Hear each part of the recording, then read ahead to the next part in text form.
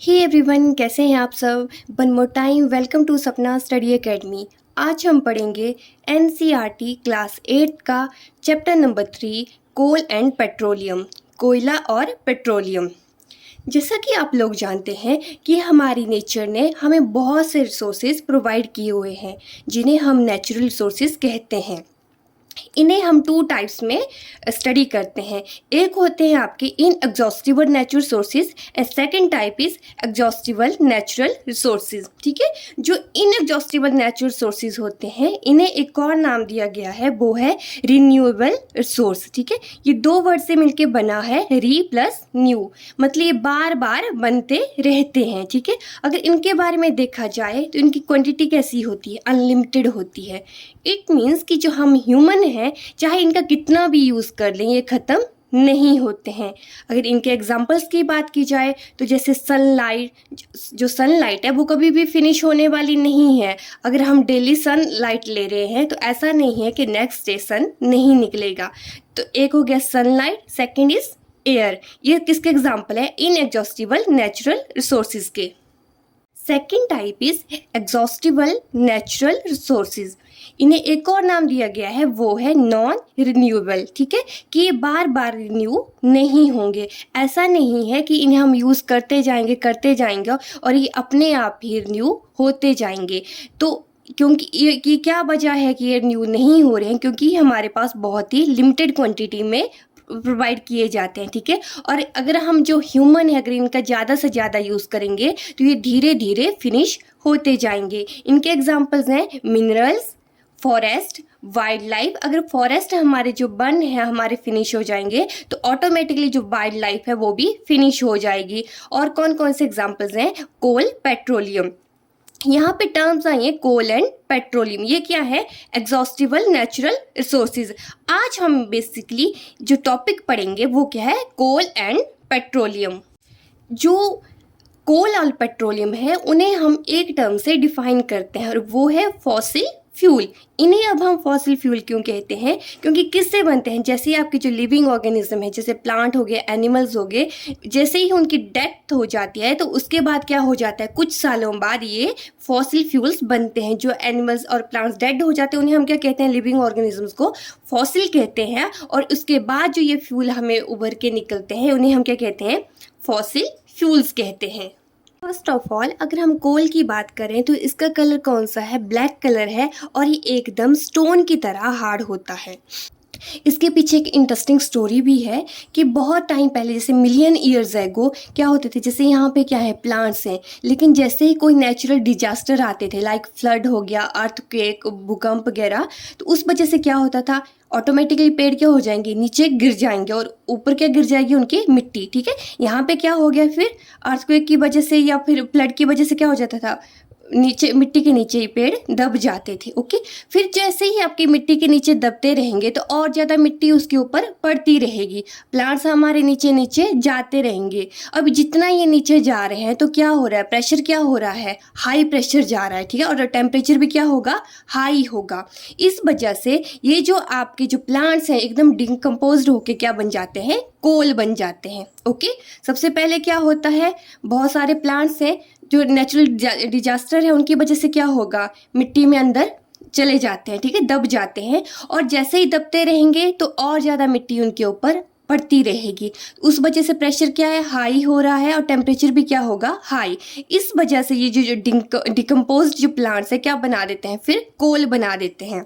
Alright, अभी जो कोल है उसमें मेनली क्या प्रेजेंट होता है, कार्बन प्रेजेंट है और इसे हम क्या बोलते हैं, फॉसिल फ्यूल बोलते हैं। मैंने आपको लास्ट में समझा दिया था कि फॉसिल फ्यूल क्यों कहते हैं। ओके, अभी ये वाला जो कोल है क्या रिलीज कर रहा है आपका, मेनली कार्बन। ठीक है, अभी जो कोल है ये क्या कर रहा है, आपका जो डेड वेजिटेशन है, इट मीन्स जो प्लांट्स वगैरह जो डेड हो गए हैं किसे कन्वर्ट कर रहे हैं, कोल में। ठीक है, जो dead vegetation to coal convert हुआ इसे हम क्या कहते हैं, कार्बोनाइजेशन। कोल के यूजेस क्या क्या हैं, तो इसका यूज़ हम खाना बनाने के लिए कर सकते हैं। पहले टाइम में क्या करते थे, जो रेलवे इंजन होते थे उनमें भी ये कोल यूज़ होता था। इसके साथ ही जो थर्मल पावर प्लांट्स होते हैं जहाँ से हम इलेक्ट्रिसिटी प्रोड्यूस करनी होती है उसमें कोल का यूज़ किया जाता है और वेरियस इंडस्ट्रीज़ में भी as a fuel coal use होता है। इसमें एक मोस्ट इम्पॉर्टेंट पॉइंट ये है कि जो कोल है अगर उसे हम हीट करते हैं तो बर्निंग पे कौन सी गैस रिलीज करता है, कार्बन डाइऑक्साइड। कोल को बहुत सी इंडस्ट्रीज में प्रोसेस किया जाता है to get some useful products, और ये यूजफुल प्रोडक्ट कौन कौन से हैं, जैसे for example coke, coal tar, coal gas. ठीक है, अभी कोक के बारे में पढ़ा जाए तो कोक कैसा है, टफ होता है, पोरस है और इसका कलर कैसा है, ब्लैक है। ये ऑलमोस्ट प्योरेस्ट फॉर्म है ऑफ कार्बन। कार्बन की प्योरेस्ट फॉर्म कौन सी बताई, कोक।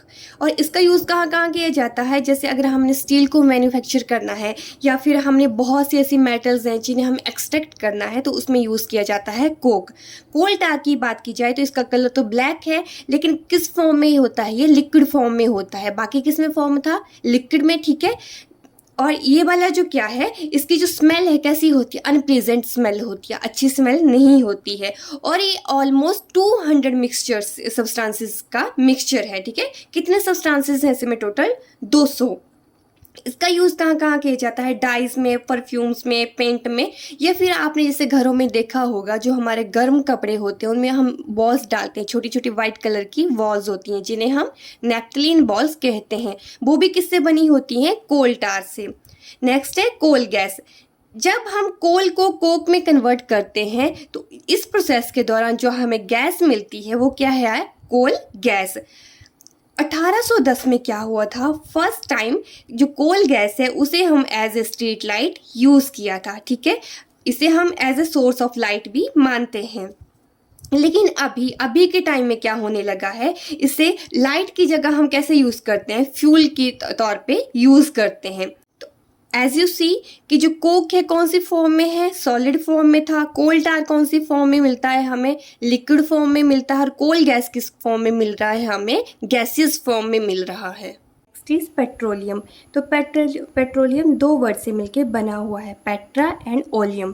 पेट्रा का मीन्स है रॉक और ओलियम मीन्स ऑयल। ठीक है, इसे हम इसलिए कहते हैं, पेट्रा इसलिए यूज़ हुआ है क्योंकि कहाँ से माइन किया जाता है, ये रॉक्स के बीच में से ये माइन होता है, इसलिए इसका नाम पेट्रोलियम दिया गया है। अगर इसकी हिस्ट्री की बात की जाए तो ये सेम जैसे हमने कोल के बारे में पढ़ा वो भी सेम ही है। तो इसमें मेन डिफरेंस क्या है, वो कहाँ हो रहा था, लैंड पे हो रहा था, और ये कहाँ होगा, हमारा सी में होगा।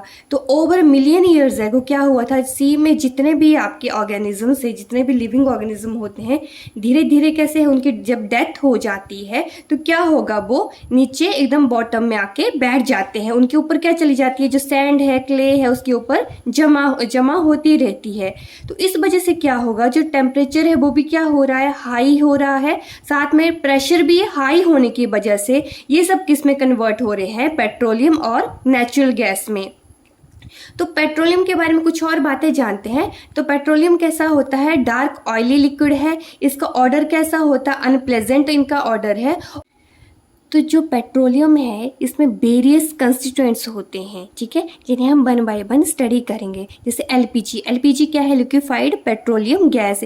इसे हम कहाँ यूज़ करते हैं, अपने घरों में यूज़ करते हैं, इंडस्ट्रीज़ में यूज़ करते हैं एज अ फ्यूल। आप सभी ने सिलेंडर तो देखे ही होंगे।